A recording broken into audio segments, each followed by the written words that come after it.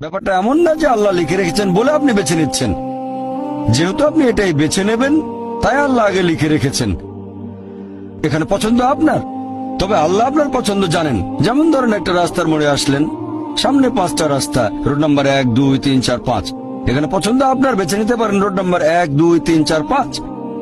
আপনি গেলেন রোড 2-এ। এটা আগে থেকেই লেখা আছে আপনার নিয়তিতে যে আপনি যাবেন 2 নম্বর রোডে।